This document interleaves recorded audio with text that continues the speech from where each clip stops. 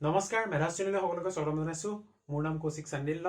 direct question number 11 কৰিছো যদি a cross b equal ইমান তেন্তে a আৰু b সংহতি দুটা উলিওৱা a ক্ৰছ b দিয়া আছে a আৰু b উলিয়াব লাগে চোৱা ইয়াত আমি কি কৰিম a ক্ৰছ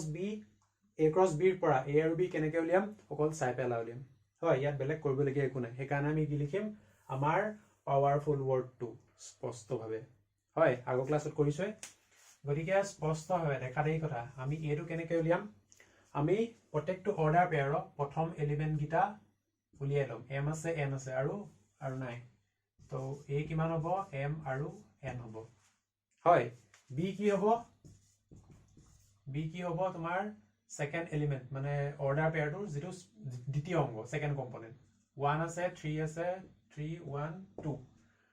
1 3 2 বা 1 2 3 একেটাই কথা গতিকে a হৈ গ'ল ইমান b হৈ গ'ল ইমান আশা কৰো বুজি পাইছা চাগে যদি নাই পোৱা আগৰ ক্লাছ গিটা অলপ চাই লবা কনসেপচুৱেল ভিডিও গিটা বস্তু টিপটপ বুজি পাই যাবা আমি সিৰিয়ালি গুটিখিনি বস্তু কভাৰ কৰিছো কোৱেশ্চন নম্বৰ এতিয়া 12 লৈ আহিছো ওকে কোৱেশ্চন নম্বৰ 12 ইন্টাৰেষ্টিং যদি a আৰু b দুটা অৰিক্ত সংহতি আৰু a cross b equal a cross c তেন্তে দেখুৱা যে b ইকুৱেল টু c এতিয়া যেটো দিয়া আছে আমি এটো লিখি লৈছো এটো অবিয়াসলি দিয়া আছে আৰু কি কৈছে a, b not equal 5 মানে অৰিক্ত সংহতি ঠিক আছে এতিয়া আমি স্টাৰ্ট কৰিম তোমাৰ এটো ইয়া পৰা প্ৰথমতে কি লিখিবা ধৰা হল ওকে কি ধৰা হল যে x belongs to তোমাৰ b হল ইয়া পৰা স্টাৰ্ট কৰিছো implies এতিয়া মই কি লিখিব পাৰো যদি x belongs to b আচ্ছা এক মিনিট হা এটো মই y লিখিছো এটো y লিখিম হা ঠিক আছে কেলে গম পাবাই এতিয়া মই কি কম যে x, y belongs to a cross b সাইডত য'ত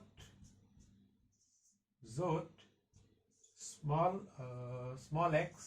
belongs to capital A এনেকে কম যদি এটা সেট A আছে ঠিক আছে সেই সেটটোত এটা এলিমেন্ট x আছে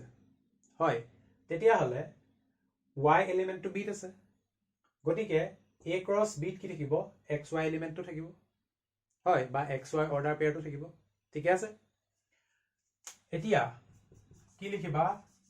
জাহাই x, y belongs to a cross b হৈ গল a cross b মানে কি a cross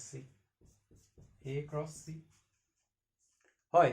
গটিকে ইয়াৰ পৰা কি লিখিব পাৰিবা যে x belongs to a এটোটো obviously হয় y belongs to কি হ'ব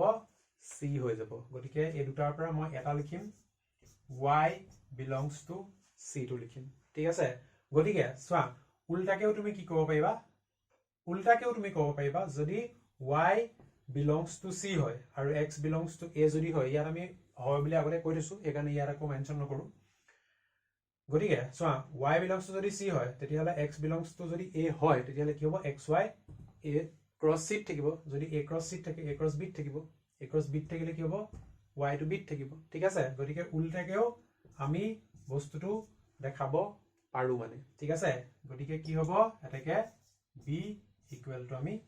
c লিখিব পাৰো ঠিক আছে তো হেই আশা কৰো বুজি পাইছা চাগে গটিকে ইয়াৰ পিছৰ কোৱেশ্চনটো লৈছো কোৱেশ্চন নম্বৰ 13 কি কৈছে a ইমান b ইমান c ইমান আচ্ছা 4 2 का 1 বাৰু দেখুৱা যে a square equal to b square intersection c square ঠিক আছে তো প্ৰথমতে আমি a স্কয়াৰ উলিয়াই লওঁ এটাকে a স্কয়াৰ ইকুৱেল কিমান হ'ব a স্কয়াৰ মানে কি a ক্ৰছ a যদি বনাব লগিয়া হয় আমি কি হ'ব 1, 2 আচ্ছা এটা কাম কৰিবা তোমালকে জানো যদি পাৰা এনেকে a ক্ৰছ a বুলি লিখি লবা তেতিয়া কি হ'ব বস্তুটো সিম্পল হ'ব আৰু ভুল হোৱাৰ চান্সটো অকমান কম কাৰণ তোমালকে জানাই যদি এখিনি অংক কৰিছা তেন ভুল হ'বই মানে চান্স আছে যদি প্ৰথম কৰিছা গটিকে লিখি লবা প্ৰথম পিছলে যেতিয়া মানে পাৰফেক্ট আহি যাব তেতিয়া নকৰিলেও হ'ব বাৰু তো 1, 1, 2 তাৰ পিছত 2, 1 আৰু 2, 2 ঠিক আছে এটাকে b স্কয়াৰ উলিয়াই লওঁ b স্কয়াৰ কিমান b স্কয়াৰ হ'ব আমাৰ 1 3 2 আৰু এটো ক্ৰস 1 3 2 গটিকে 1 1 1 3 1 2 3 1 3 3 3 2 2 1 2 3 2 2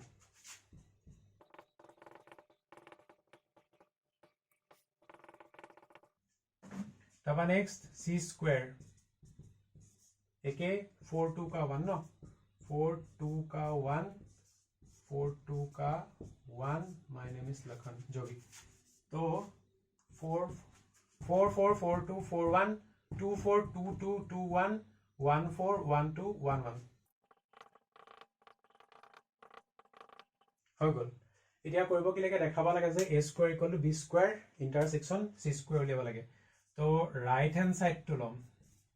ঠিক আছে রাইট হ্যান্ড সাইড লম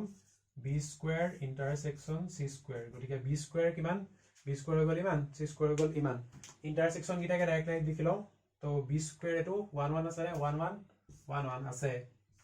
তো 1 1 ঠিক আছে তাৰ পিছত b স্কয়াৰ তাৰ পিছত ইন্টাৰসেকশন লাগে ন গতিকে 1 3 1 3 আছে না 1 3 নাই 1 2 আছে না 1 2 আছে গতিকে 1 2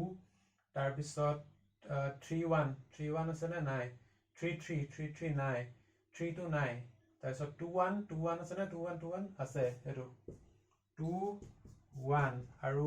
2 2 আছে আৰু ইয়াত 2 2 আছে 2 2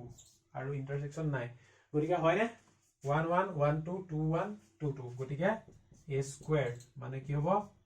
লেফট হ্যান্ড সাইড গতিকে left hand side equal right hand side দেখুৱা হোল ঠিক আছে question number 14 last question number 14 কি কৈছে a01 a cross a উলিওৱা দিয়া থকাটো লিখিলোৱে গতিকে প্ৰথম আমি কি উলিয়াম a cross a উলিয়াম a cross a কিমান হ'ব 0 0 0 1 1 0 1 1 এতিয়া আমি কি উলিয়াম এতিয়া এটাকে a cross a গতিকে মই এনেকে কও যে a cross a উলিয়াইছো ধৰা a কিমান 0 1 ওকে cross a কিমান 0 0 0 1 1 0 1 1 আচ্ছা এটা বস্তু মন কৰিবা তোমালোকে এনেকা ভাগ কৰি লিখিবা বা উৎপাদক কি আছিল বৃক্ষ কি বৃক্ষ আছিল বৃক্ষচিত্ৰ বনাই পেলাই তোমালোকে আঁকিবা মানে বৃক্ষচিত্ৰ আঁকি পেলাই তোমালোকে লিখিবা নহলে এনেকে বনাই পেলাই লিখিবা ঠিক আছে নহলে কনফিউজন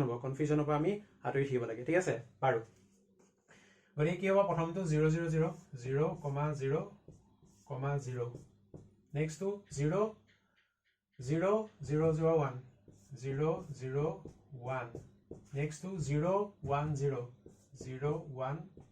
0 তাৰ পিছৰটো 0 1 1 0 1 1 তাৰ পিছৰটো 1 0 0 1 0 0 ওকে তাৰ পিছৰটো 1 0 1 1 0 1 তাৰ পিছৰটো 1 1 0 1 1 0 বাইনাৰী নিচিনা লিখিবলৈ 1 1 1 তিনটা 1 1 1 মস্ত গতিকে এটো কাৰ্ড বেকে দি দিয়া হৈ গল আমাৰ a cross a আশা কৰো বস্তুখিনি হেল্পফুল হৈছে যদি হেল্পফুল হৈছে কমেন্ট বক্সত জনাবা আমাৰ ইয়াৰ ৰিলেটেড যেটো pdf আছে ডেসক্ৰিপচন বা পিন কমেন্টত তোমালোকক দিয়া আছে গতিকে হিমানে আছে thank you so much for watching stay curious keep learning next ভিডিঅ'ত আমি 1.3 কৰিব কাৰণে যিখিনি কনসেপ্ট লাগে সেইখিনি ওপৰত আলোচনা কৰিম গতিকে